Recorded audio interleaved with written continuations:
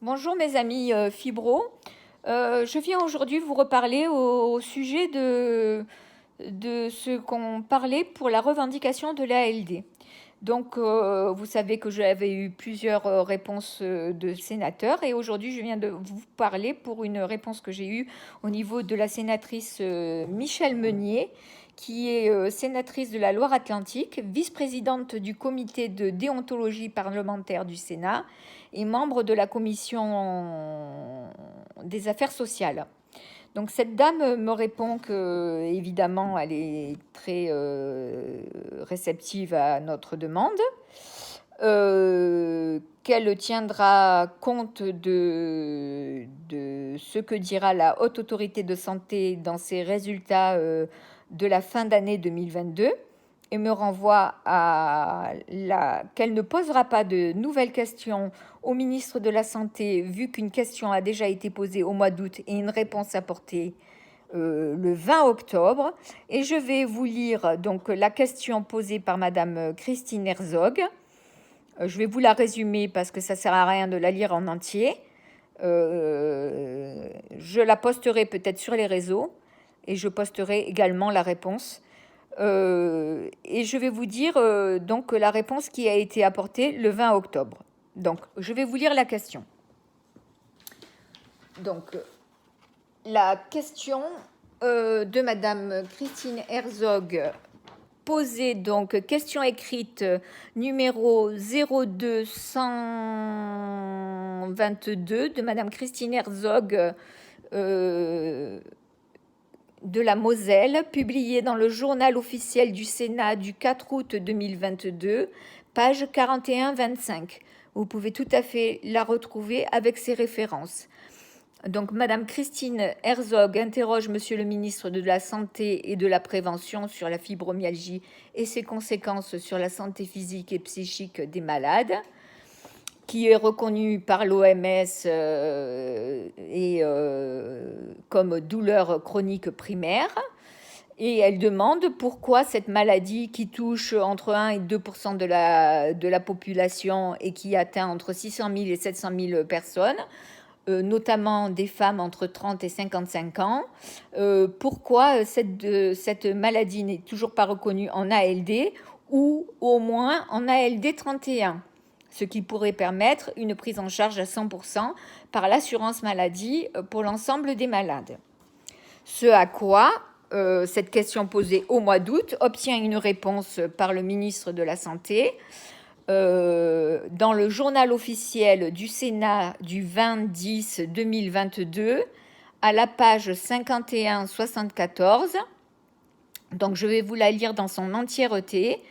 Donc, le rapport d'expertise collective sur la fibromyalgie de l'Institut national de la santé et de la recherche médicale INSERM, rendu public en octobre 2020, précise la symptomatologie de la fibromyalgie.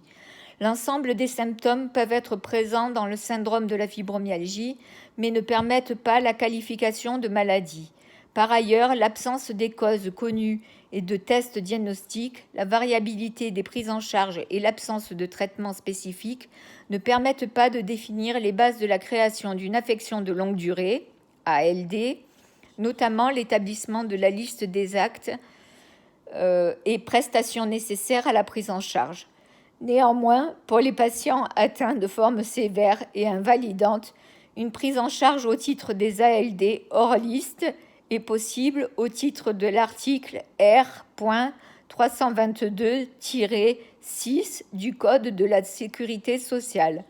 Cette admission est appréciée par le médecin conseil sur la base, d'une part, des critères de gravité et d'évolutivité ou du caractère invalidant de la maladie, d'autre part, de la durée prévisible du traitement qui doit être supérieure à 6 mois, avec une thérapeutique particulièrement coûteuse.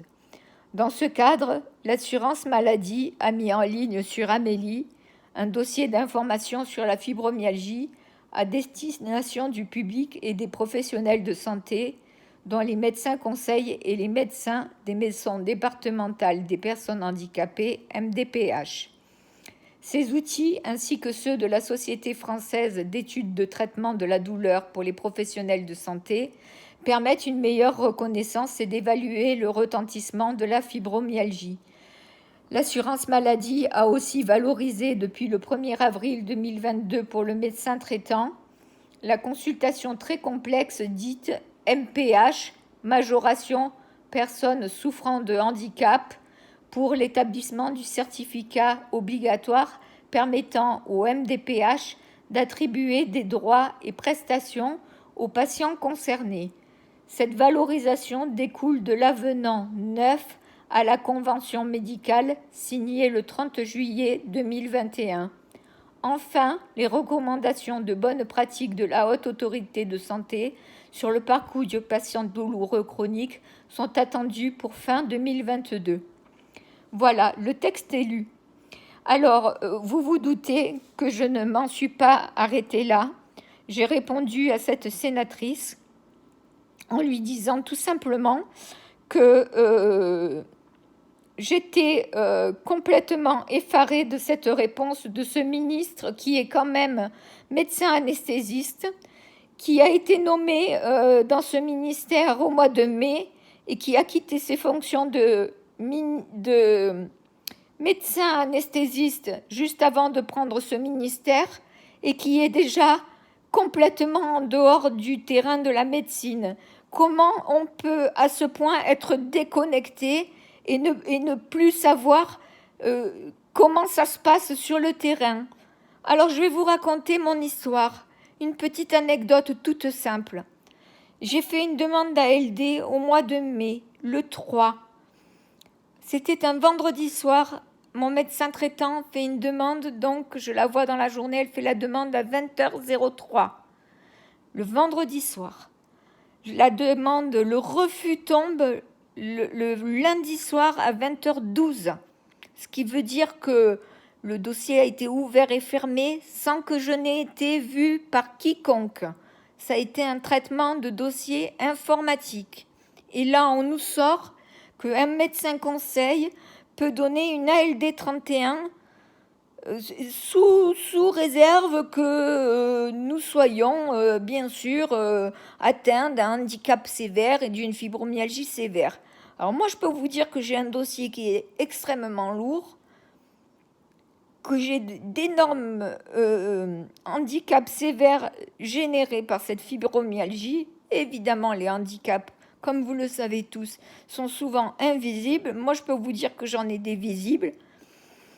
Et que la MDPH s'est déplacée à mon domicile pour voir ce qui se passait chez moi et qu'ils m'ont passé un taux de 80% et au-delà, tellement mes handicaps, visibles ou invisibles, étaient délétères pour ma santé.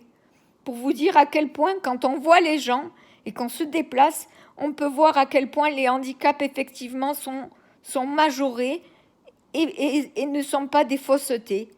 Voilà. Donc, évidemment que quand on ne voit pas les gens, quand on ne reçoit pas les gens, et je vais vous dire pourquoi ils ne reçoivent pas les gens, les médecins conseils, ils sont en manque de personnel. Donc, ils ne voient pas les gens, ils voient des dossiers. Il y a 3 lignes d'écrit, parce qu'il n'y a pas assez de lignes pour pouvoir écrire les pathologies des patients. Ils ouvrent le dossier, ils voient marqué fibromyalgie, ils referment le dossier, handicap ou pas, sévère ou pas, ils s'en foutent. Donc, j'ai dit tout ça à cette sénatrice et je lui ai dit, médecin conseil ou pas, ALD 31 ou pas, ils refermeront le dossier et nous, qu'est-ce qu'on va faire? On va contester, il y aura de plus en plus de contestations et ils auront double de travail parce qu'on ne va pas se laisser faire. Parce que nous, on en a ras-le-bol d'accepter et de subir. Alors, vous pouvez continuer à faire vos courriers, mais des questions au gouvernement, elles ne vont pas se multiplier. Il faut arrêter de se voiler la face. La question, elle a été posée et la réponse, elle a été donnée. Il n'y en aura pas d'autre. Ils vont pas vous faire une autre réponse que celle qu'on a eue au mois d'octobre. Voilà ce que je voulais vous dire. Je suis désolée, on enfonce des portes ouvertes pour l'instant. Voilà. Donc, je suis... voilà. Et moi, je viens de rappeler la sécurité sociale parce que j'ai toujours pas de réponse à mon ALD. Nous sommes à 6 mois de ma contestation. Et bien mon dossier s'est évaporé dans la nature. Vous trouvez ça normal, vous? Je crois qu'ils l'ont fait disparaître parce que j'emmerdais trop le monde. Et bien alors j'ai appelé une autre sénatrice qui est de mon côté, plus deux parlementaires qui sont avec mon dossier sous le bras et qui sont en train de faire bouger les choses. Parce que moi, je m'en fous, j'emmerde tout le monde. Ben oui, voilà. Maintenant, c'est un peu chacun pour sa pomme. Voilà. Je voulais vous faire part de ça aussi. Il faut essayer de se battre tous en groupe et aussi chacun pour soi. Faites tous comme moi. Il faut éveiller les consciences et essayer de se battre chacun de son côté et tous ensemble aussi. Et il n'y a que comme ça qu'on arrivera peut-être à éveiller les consciences. Il faut tous se bouger. Voilà. Merci pour m'avoir écouté.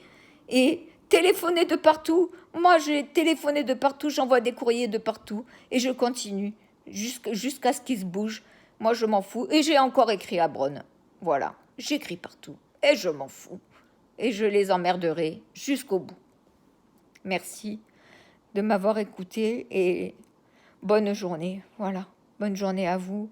Courage et forza. On y arrivera.